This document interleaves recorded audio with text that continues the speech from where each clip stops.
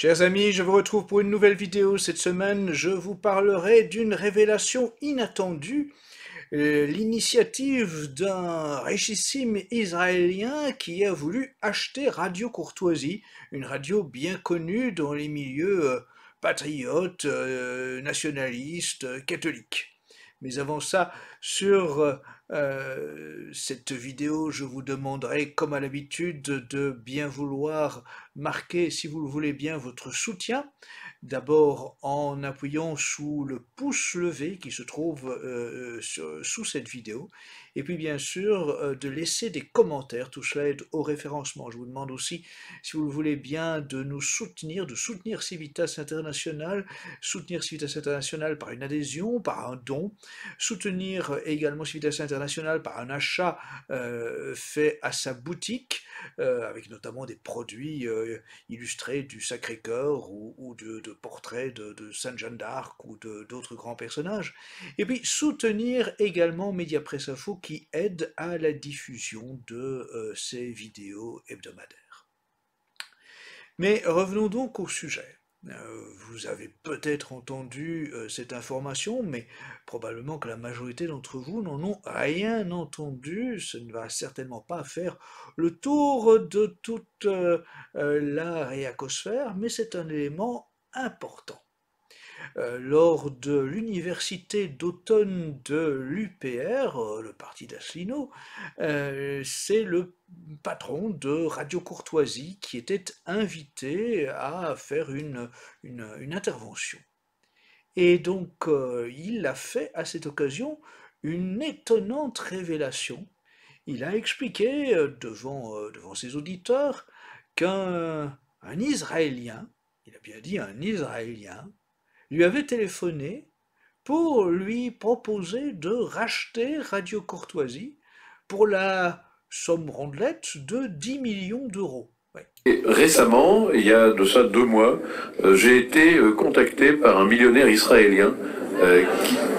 Le patron de Radio Courtoisie explique que à cette proposition de ce richissime Israélien, il a répondu qu'il n'était pas le propriétaire de cette radio, que cette radio était gérée par une association, que cette association était donc dirigée par un conseil d'administration. L'Israélien lui aurait à ce moment-là posé la question « Combien ? Combien êtes-vous » 6, répond le patron de Radio Courtoisie, 6 membres du conseil d'administration. Le régime israélien propose à ce moment-là d'offrir à chacun des administrateurs de Radio Courtoisie la somme d'1 million d'euros et de garder, en ce qui concerne le patron de Radio Courtoisie, sans rien en dire aux autres, la somme restante de 4 millions d'euros. Le patron de Radio Courtoisie dit avoir été assez surpris de cette proposition, assez stupéfait, a évidemment tenté de faire comprendre que ce n'était pas dans les possibilités de Radio Courtoisie, que de toute façon on ne vendait pas une radio de cette façon-là, une radio qui appartient à une association et dont les cotisations et les financements viennent en grande partie de ses auditeurs. Et à cette objection-là, l'Israélien a proposé de racheter le fichier des auditeurs, des donateurs, des bienfaiteurs, et de racheter la marque Radio Courtoisie. Bien sûr, le patron de Radio Courtoisie a refusé cette offre. Mais elle est symptomatique, et c'est sur cela que je voudrais que nous nous arrêtions quelque peu. Voilà donc que l'on apprend qu'un Israélien, qu'un détenteur de la nationalité israélienne, a donc jugé utile de faire une offre pour racheter une radio française, qui plus est essentiellement connue pour des positions à la fois patriotiques, nationalistes, identitaires, et souvent catholiques. Rappelons que cette radio a une une tradition disons, qui s'est construite sur base de toute une série de grands personnages, comme par exemple Serge de Beketch, qui n'était pas ce que l'on pourrait appeler un grand admirateur du sionisme ou de la géopolitique israélienne.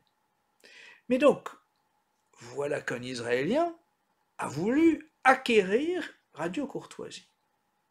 Et cela correspond, pourrait-on dire, à un mouvement que l'on observe plus généralement, une volonté d'influence israélienne ou sioniste en ce qui concerne la mouvance de ce que l'on pourrait appeler sommairement, globalement, le camp national. Et vous en voyez évidemment immédiatement tous les traces.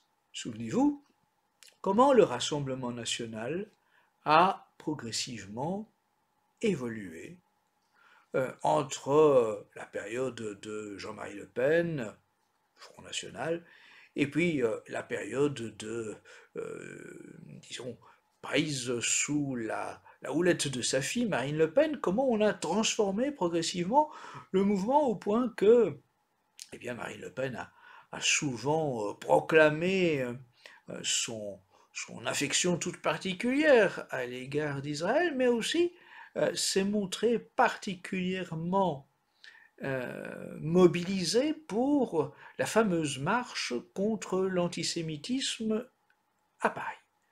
Rappelons que Marine Le Pen et son mouvement, le Rassemblement national, n'avaient plus organisé ou participé à des manifestations depuis fort longtemps, avant de se retrouver bien en vue à la marche contre l'antisémitisme avec Jordan Bardella. Et rappelons qu'à cette occasion, le Rassemblement national, et en tout cas ses figures principales, étaient sous la protection de la Ligue de défense juive, une milice sioniste qui a une histoire marquée par différents faits de violence. Rappelons aussi qu'on a vu Jordan Bardella recevoir l'accolade, la bise de Meyer Habib. Rappelons que Jordan Bardella a été invité à prendre la parole en Israël à l'invitation du gouvernement israélien. C'est quand même une évolution pour le moins surprenante. Rappelons que en marge du Rassemblement national, vous avez le parti Reconquête d'Éric Zemmour qui promeut le soi-disant judéo-christianisme et qui là aussi évidemment est totalement aligné en matière internationale sur le sionisme et sur la géopolitique israélienne.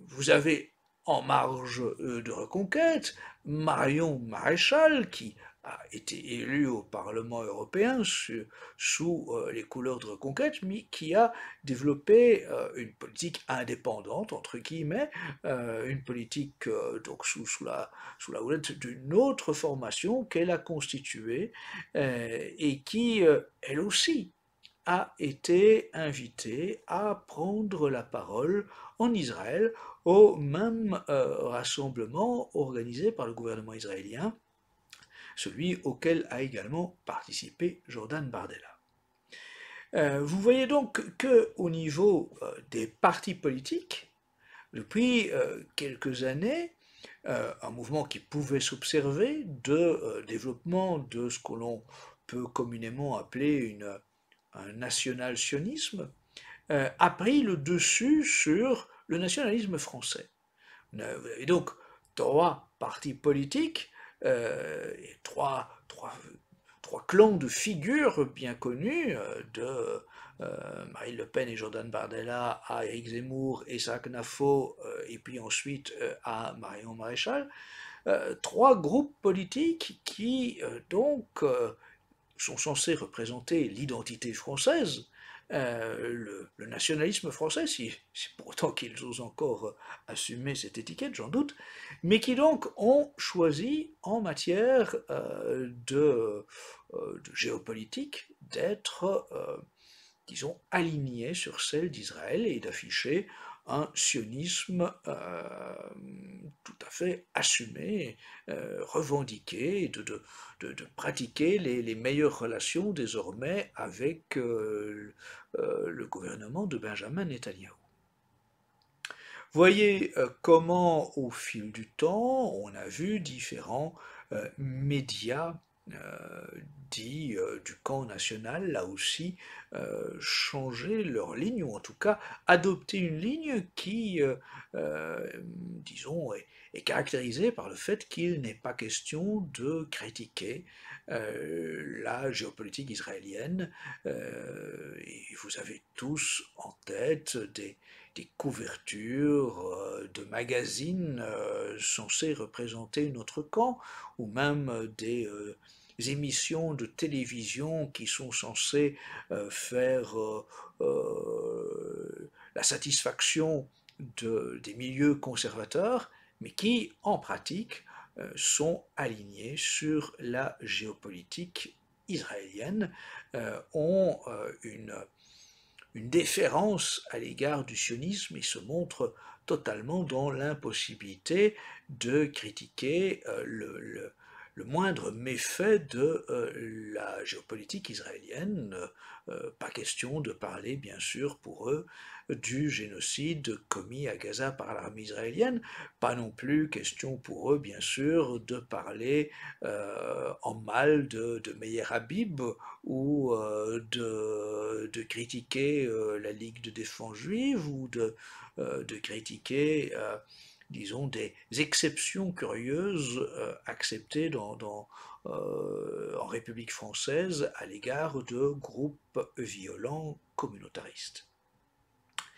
Donc, ce que je voulais souligner en mettant en avant cette curieuse proposition de rachat par un Israélien de Radio Courtoisie, c'est que nous assistons depuis maintenant quelques années, mais avec une intensification assez frappante, à une volonté d'ingérence israélienne sur le terrain à la fois politique et religieux en France.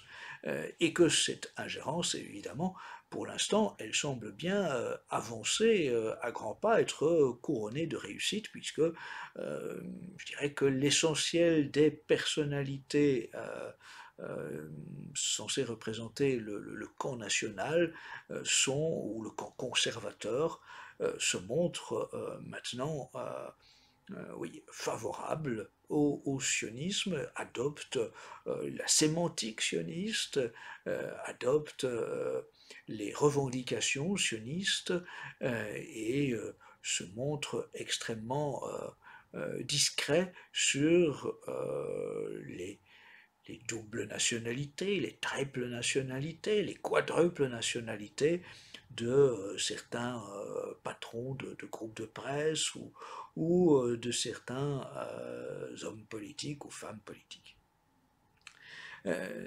Tout cela est inquiétant. Il ne s'agit pas de stigmatiser une communauté, évidemment, mais de s'étonner que l'on puisse à ce point observer une telle ingérence et que cette ingérence soit couronnée de tant de succès. Il est temps, amis catholiques et amis patriotes, amis nationalistes, de vous réveiller pour ne pas vous laisser englober par cette évolution qui est en train de transformer les mouvements, les journaux, les médias, les partis que nous avons pu connaître par le passé. Il y a vraiment une évolution qui est alarmante. C'est un sujet que je laisse à votre réflexion, mais il est temps de bien comprendre que Israël n'est pas l'ami des catholiques, Israël n'est pas l'ami des chrétiens d'Orient.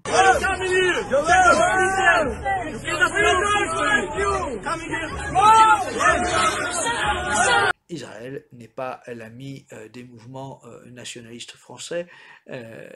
C'est une évidence, j'essaye de le souligner à travers différents entretiens vidéo comme celui-ci, parce que nous devons vraiment ne pas nous laisser manipuler Je vous retrouve la semaine prochaine pour une autre vidéo sur un autre sujet, parce que bien sûr, il y a quantité de sujets à aborder avec vous. À très bientôt.